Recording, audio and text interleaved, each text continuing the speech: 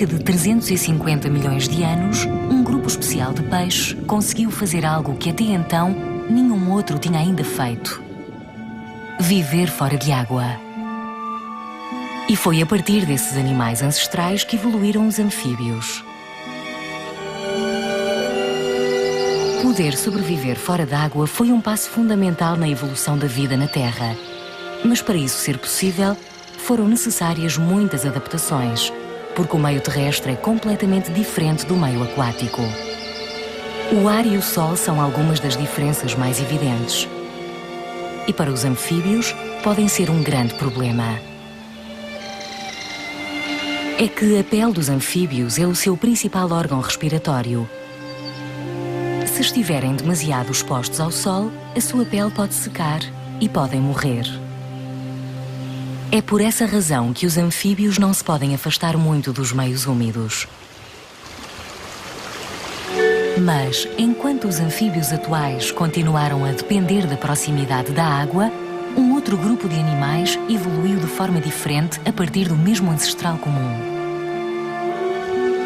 E os animais desse grupo já não utilizavam a pele para respirar, e por isso podiam aquecer sem perigo, ou seja, podiam afastar-se da água e iniciar a verdadeira exploração e conquista do meio terrestre.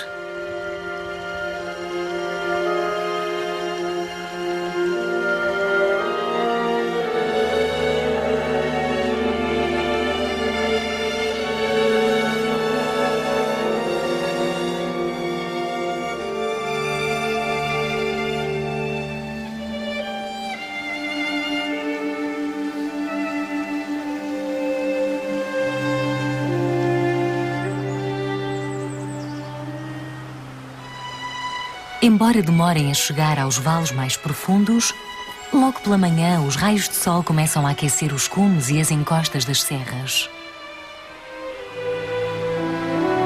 É nesta altura que é fácil observar os répteis, porque é quando saem dos seus abrigos para se expor ao calor do sol, procurando aquecer o corpo até uma temperatura ótima para a sua atividade.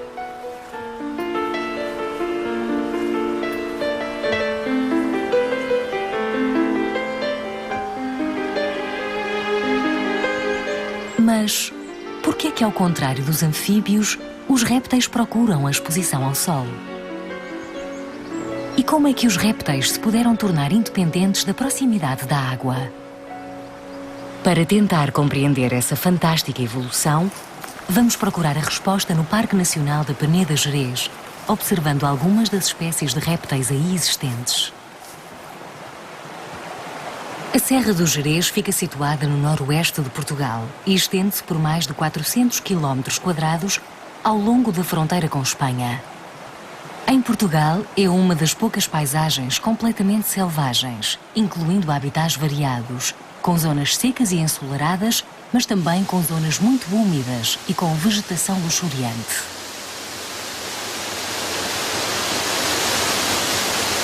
Este é o habitat ideal para algumas espécies de répteis particularmente interessantes, como, por exemplo, o lagarto de água. Um réptil que apenas existe no noroeste da Península Ibérica. É o segundo maior lagarto de Portugal e pode atingir 30 centímetros de comprimento. É também no Gerês que é possível observar uma das mais raras cobras de Portugal. Um réptil que só existe na Península Ibérica e no norte de África. A víbora cornuda.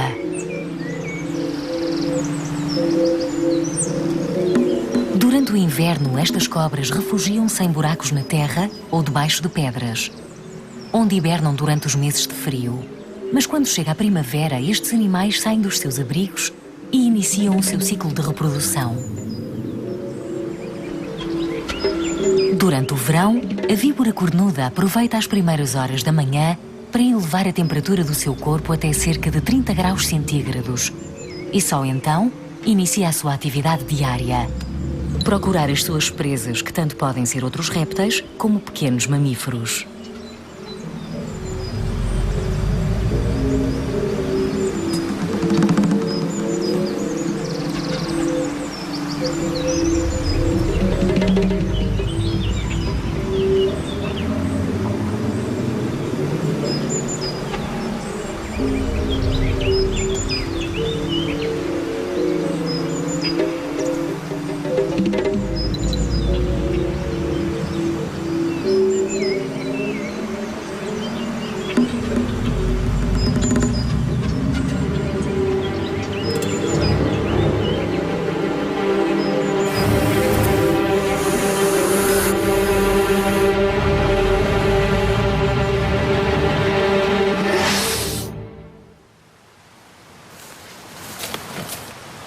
Ao contrário dos mamíferos que utilizam a alimentação para obter a energia necessária à produção de calor corporal, os répteis aquecem o corpo utilizando apenas a energia solar.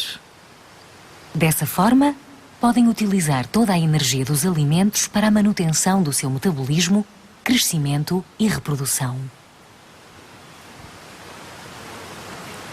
É por essa razão que os répteis necessitam de muito menos alimento que os mamíferos e, por isso, conseguem sobreviver em ecossistemas muito pouco férteis, como por exemplo nos desertos.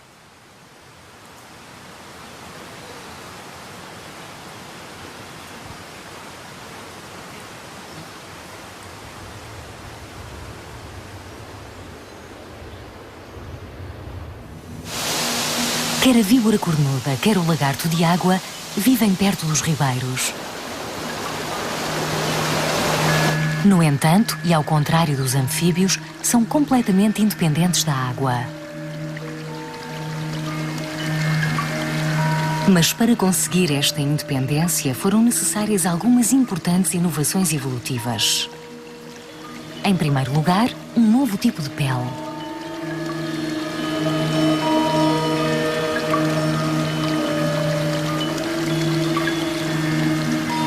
A pele dos anfíbios é muito fina e lisa. Na verdade, é o seu principal órgão respiratório e é altamente irrigada por vasos sanguíneos. Para melhor realizar as trocas gasosas, necessita estar sempre úmida e por essa razão os anfíbios não se podem afastar da água.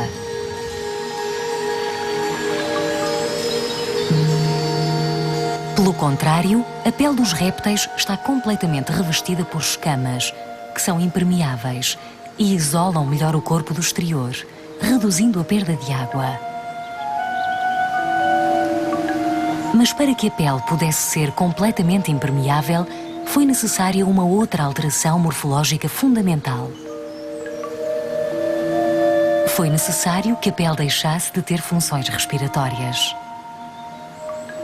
E para não precisarem de respirar através da pele, os répteis tiveram de desenvolver uma respiração pulmonar mais eficaz.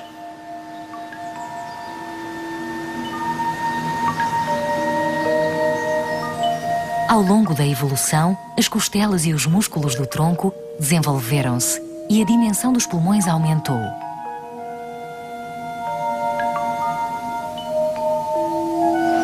Desta forma, quando inspiram, os répteis absorvem uma maior quantidade de ar, e isto significa que captam mais oxigênio em cada inspiração.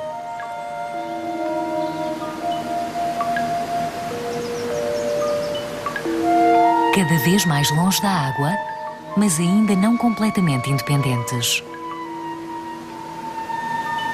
Para conseguir obter a completa independência, foi ainda necessária uma outra grande e decisiva inovação evolutiva: o ovo amniótico.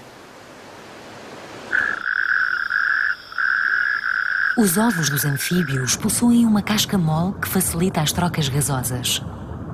Mas em contrapartida, tem de estar sempre molhada, e é por isso que as posturas dos anfíbios se fazem dentro de água.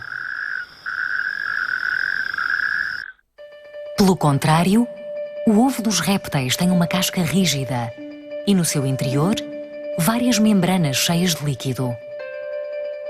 Mas como também é porosa, a casca permite que continuem a ocorrer as trocas gasosas. Assim, o embrião está mergulhado num ambiente aquático, protegido contra choques e contra a desidratação. Este tipo de ovo permitiu que a gestação se tornasse definitivamente independente da água e os répteis puderam começar a fazer as posturas em terra, o que teve também outra consequência. É que ao nascer diretamente num ambiente terrestre, as crias dos répteis já não têm as fases larvares dependentes da água, nem as metamorfoses tão características dos anfíbios. Assim, os répteis já nascem iguais aos adultos e completamente autónomos.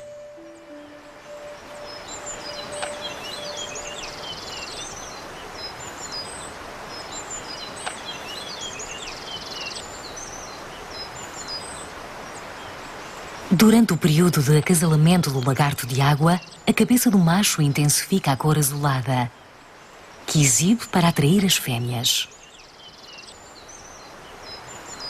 Os machos defendem territórios, que podem sobrepor-se ao de uma ou mais fêmeas com quem acasalam. Durante a época de reprodução, cada fêmea defende um território de outras fêmeas. As fêmeas de lagarto de água enterram os seus ovos em locais quentes e expostos ao sol para facilitar a incubação. Cada fêmea põe de 6 a 17 ovos, que demoram cerca de 2 a 3 meses a incubar. Ao eclodirem os ovos, os jovens lagartos têm uma cor muito diferente da dos adultos. Saem sozinhos para o mundo exterior, são completamente autónomos e conseguem alimentar-se logo após o nascimento. Esta é uma víbora cornuda juvenil. A víbora cornuda tem um outro tipo de reprodução. É vivípara, ou seja, os seus embriões desenvolvem-se no interior da fêmea, tal como os mamíferos. Quando chega à altura do parto, cada fêmea pode parir até 8 pequenas víboras.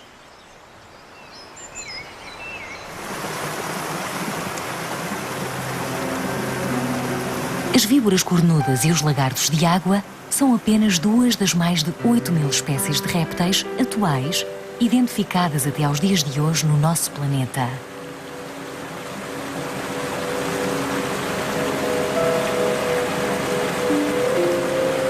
Os répteis são extremamente variados no seu aspecto e modos de vida,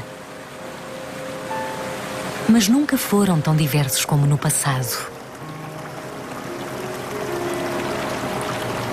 Os répteis surgiram há cerca de 280 milhões de anos, a partir de anfíbios primitivos.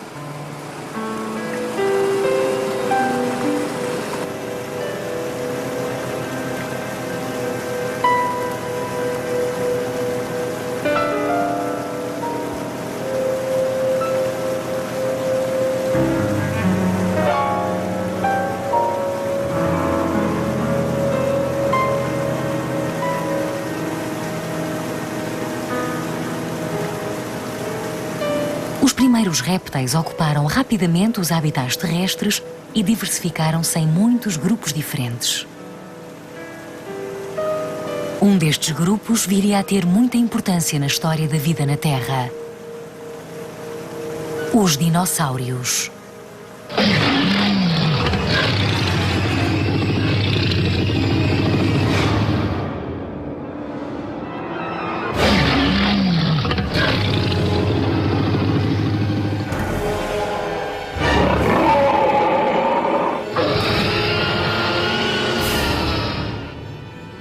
Os dinossauros foram os primeiros vertebrados de grande dimensão a dominar o ambiente terrestre. Havia dinossauros de todos os tamanhos. Alguns eram pequenos, como uma galinha, mas outros eram gigantescos. Um dos maiores terá sido o Brachiosaurus, que media quase 30 metros de comprimento e pesaria mais de 80 toneladas. Um elefante atual mede cerca de 5 metros e pesa cerca de 5 toneladas. Comparado com esse grande dinossauro, seriam necessários mais de 16 elefantes para obter o mesmo peso e estatura.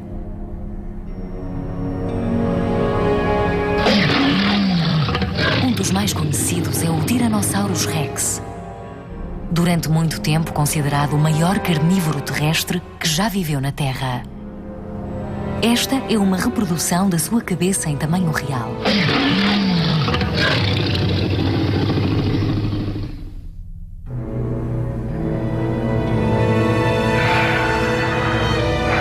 Os dinossauros eram bastante ativos e, de facto, muitos investigadores pensam que seriam tão ativos como as aves ou os mamíferos atuais. O seu olfato era muito aguçado e o seu sentido da visão apurou-se, sobretudo na capacidade para distinguir o movimento. Os seus sistemas nervosos eram bastante especializados, o que estava relacionado com o seu modo de vida ativo: caçar e fugir.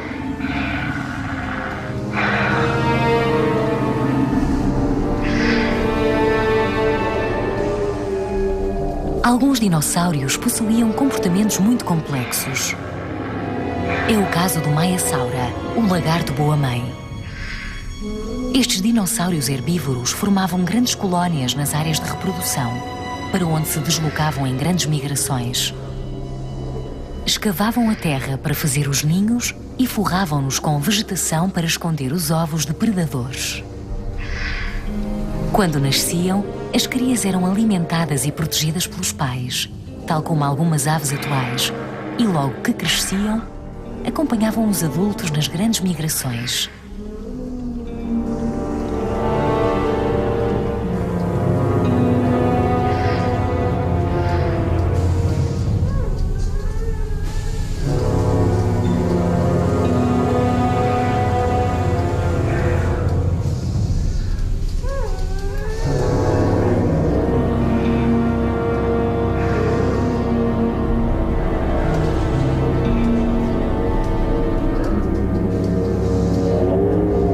Os dinossauros foram os primeiros animais de grande porte a percorrerem longas distâncias em terra.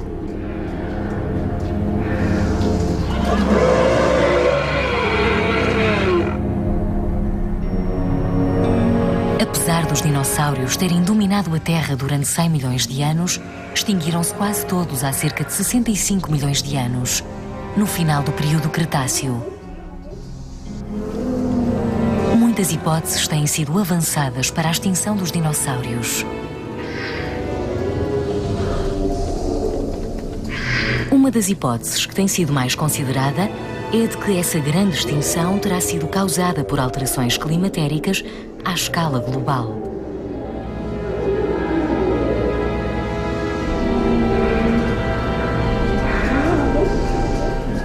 Recentemente, uma das teorias tem vindo a ganhar cada vez mais defensores e é baseada na análise dos fósseis e dos sedimentos formados na altura dessa extinção maciça. Há cerca de 65 milhões de anos, um grande corpo rochoso extraterrestre terá colidido com o nosso planeta, provocando um enorme e repentino desequilíbrio de toda a vida na Terra, eliminando cerca de 85% das espécies então existentes.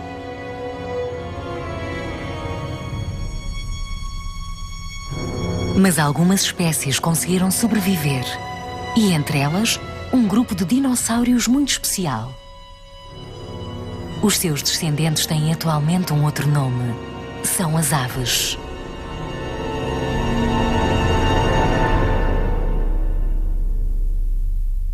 Em Portugal existem vários vestígios de dinossauros.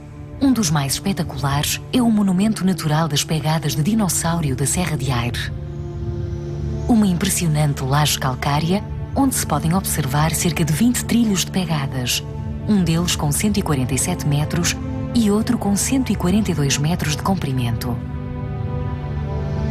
Estas pegadas, conservadas ao longo de 175 milhões de anos, foram descobertas em 1994, no local onde funcionava uma pedreira, a Pedreira do Galinha, e são hoje a maior e mais importante jazida mundial com pegadas do período Jurássico. Nesse tempo distante, a paisagem deste lugar, que é hoje a Serra de Aire, era muito diferente. Era uma zona plana e litoral. Nessa altura, a Europa ainda se encontrava ligada ao continente norte-americano, e entre a Ibéria e a Terra Nova, no Canadá, penetrava um mar pouco profundo. O testemunho da passagem dos dinossauros ficou marcado num dos muitos estratos de calcário, até há pouco explorados na pedreira. Nas suas deslocações, estes animais deixaram as suas pegadas nas camadas finas de lama calcária existente nas lagunas marinhas de baixa profundidade.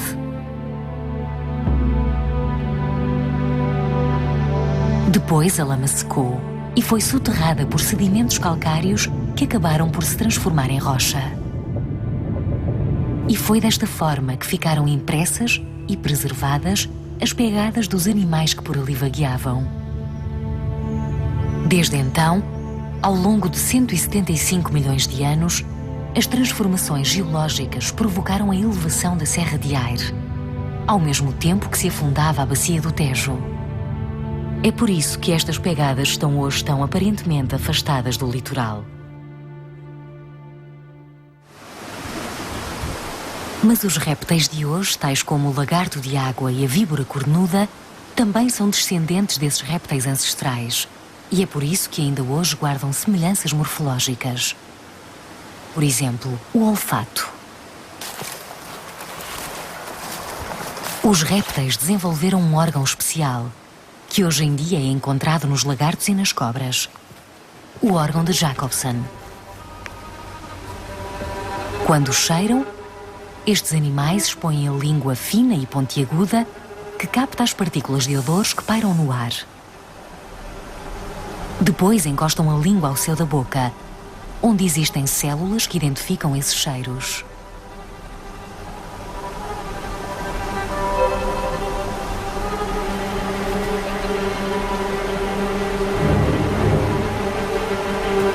Em algumas cobras, entre as quais as víboras, evoluiu um modo de caça particularmente mortífero: o veneno. Quando morde, a víbora cornuda injeta o veneno na presa para a imobilizar.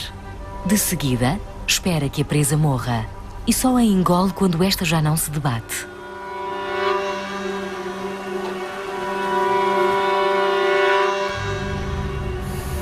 A víbora cornuda é um dos animais mais venenosos de Portugal. No entanto, o número de seres humanos que são mordidos em cada ano é muito reduzido. Na Península Ibérica, onde há cerca de 50 milhões de seres humanos, menos de 10 pessoas são mordidas por ano. E mais de 90% das mordeduras são nas mãos ou nos braços, o que quer dizer que a pessoa mordida tentou agarrar a serpente e que foi essa a causa da mordedura. Normalmente, a víbora cornuda foge do contacto com os seres humanos e só morde como última defesa.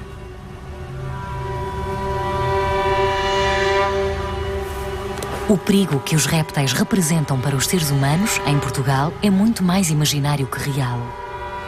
As espécies existentes na Europa são uma pálida amostra do passado. No entanto, ainda estão por cá, como representantes do primeiro grupo de vertebrados que dominou a Terra. E em muitas zonas tropicais do mundo, ainda são o grupo mais abundante.